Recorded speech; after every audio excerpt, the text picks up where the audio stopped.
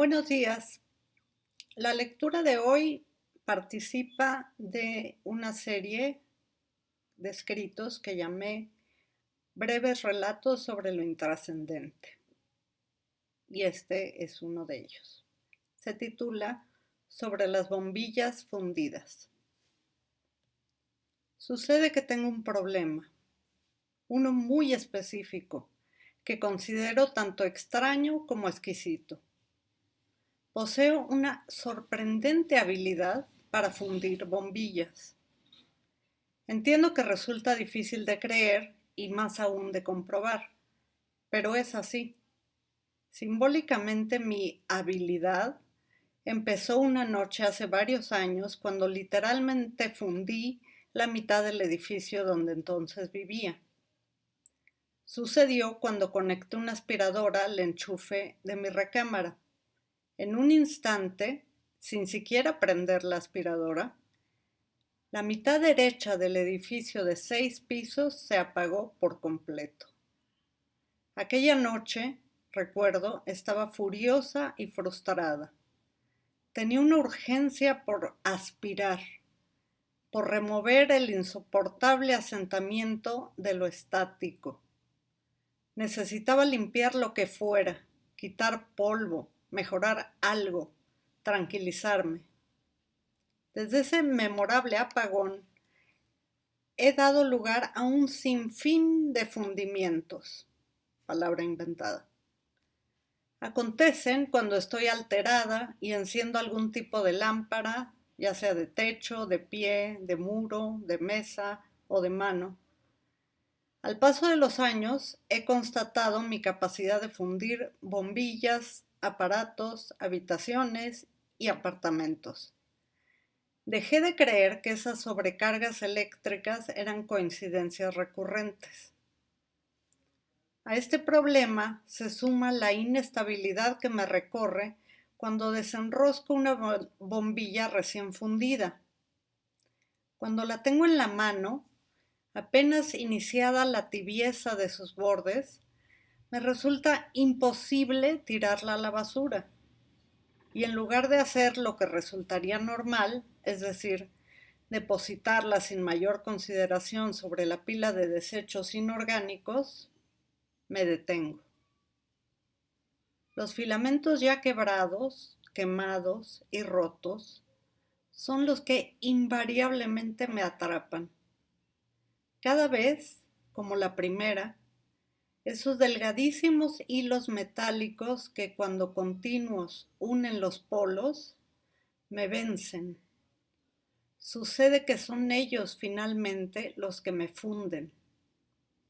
Tan sutiles y silenciosos, pudorosos e inteligentes, envuelven enroscados aquello que imagino como la huella del espacio que ocupaba otro filamento, este recto, directo, horizontal, inamovible e invisible.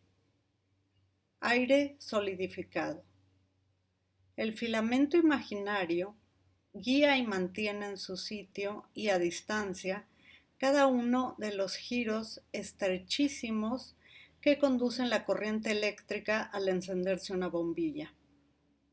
Es en ese condensado territorio, casi deshabitado a la mirada, cuando resuelvo no solo impensable, sino reprobable tirar ese cuerpo de delgadísimo vidrio que, excepto por esa mínima desunión, suele quemarse y trozarse casi siempre a la mitad del filamento enroscado, y a pesar de eso, solo eso, mantiene intacta su vulnerable integridad. Una vez fundida, no encuentro una segunda razón para deshacerme de una bombilla. Fue la suma de ambas acciones, la primera impredecible, la segunda provocada, por lo que empecé a acumular una considerable cantidad de bombillas de distintos tamaños, wattajes, tonalidades, marcas, formas y orígenes. Rechazado su tránsito al submundo de los desechos, He ido acomodando las bombillas en peceras redondas, también de vidrio, de tal manera que queden siempre a la vista. Así reposan como burbujas vidriadas una y todas las bombillas que, por injerencia mía o no, en su momento dejaron de iluminar. Lo hago pues encuentro en un objeto de tan sencilla y apacible estética, escueta y exacta manufactura, como es el cuerpo de una bombilla, un recordatorio sobre la extrema fragilidad que protege la infinita potencia de la electricidad. Discreto y delicado objeto que, cuando fundido, abre el tiempo de su existencia al infinito, deslindado del apremio de su destinada caducidad, para permitirme observar en su interior la creación de algo perfecto, de tal suerte que cada vez que fundo otra bombilla, me detengo a admirar con asombrada atención ese sencillo mecanismo que porta en sí la posibilidad de contemplar sus entrañas también de noche. Entonces recuerdo las bombillas fundidas de Rubens Mano. Esta bombilla, que son dos, están fundidas entre sí, es decir, emplean otro sentido y propósito sobre la idea de una bombilla fundida. En su caso, la fundición sucede sobre la frágil capa de vidrio que las envuelve, así que ambas se unen, continúan su extensión de la una a la otra y viceversa, compartiendo pues el mismo aire, aun cuando cada una mantiene su propio sistema eléctrico. La pieza se llama Tudo entre nos, de 1994, creada, como mencioné, por uno de los artistas contemporáneos que más he admirado y continúa fascinándome al cursar del tiempo desde que lo conocí en el año 2001, el artista brasileño Rubens Mano. En la instalación de la obra que siempre sucede a una altura menor, cercana a 1 metro de distancia del suelo, una de las dos bombillas se enrosca al contacto eléctrico permeado por el muro. El muro es usualmente blanco. Sería imposible que ambas se conectaran, por así decirlo, pero es ahí donde sucede la completud de la obra. Los filamentos de ambas bombillas se encienden con la carga eléctrica que entra por contacto en solo una de ellas. Una que son dos, pues son indivisibles. Son ya un mismo cuerpo, aun cuando permanecen únicas y diferenciadas en su identidad y función. Ambas hacen lo que han sido creadas para hacer. Ambas iluminan, se iluminan. Pero es el aire de helio que comporta cada una, continuada en la otra, el espacio que comparten para coexistir en balanceada unidad. Me imagino que así pudiera ser describible una hermosa relación amorosa, una continuidad en pareja, espaciando y compartiendo lo que de sí tienen en común, sin dejar que una brille más que la otra, manteniendo la intensidad de su esencia, aun cuando permitiendo que su integridad se altere apenas lo suficiente para crear algo nuevo, algo ciertamente único, exclusivo a ambas personas y o bombillas. Mano consigue en esta pieza el equilibrio perfecto entre lo que es y lo que puede ser, sin negar la absoluta fragilidad que las envuelve. Como en el espacio singular compartible que funde a dos personas en un estado entre dos. siguiendo esta concepción de Jean-Luc Nancy. Pero no todos existimos para sostener la frágil existencia del entre dos. Algunos, como yo, preferimos respirar un aire que solo es nuestro, un espacio en el que solamente uno habita para mantener y tener la excéntrica tradición de guardar grandes frascos cilíndricos con bombillas fundidas. Imperfectos repositorios de la huella que produjo su magia. Aun si quebrada la resistencia que permite iluminar los filamentos, aún fundidas, las bombillas, específicamente las transparentes, no así las bombillas de luz LED, dejan ver su interioridad a quien las observe con tiempo y fascinación. No les importa develar por entero su estructura y su irreparable falla. Son en sí objetos hermosos, delicados y cautivos de la magia que en su tiempo asombró al mundo cuando Thomas Alva Edison las presentó. El poder de iluminar la oscuridad, de mantener viva la noche, de brillar con luz propia, la capacidad capturada y a la mano de continuar el día y permitir la faena capaz de hacer las labores destinadas a crearse a la luz.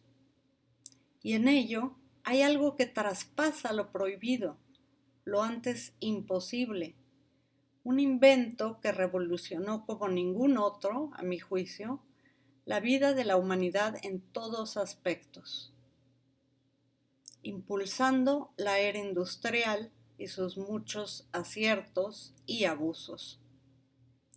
Tanta historia contenida en una bombilla.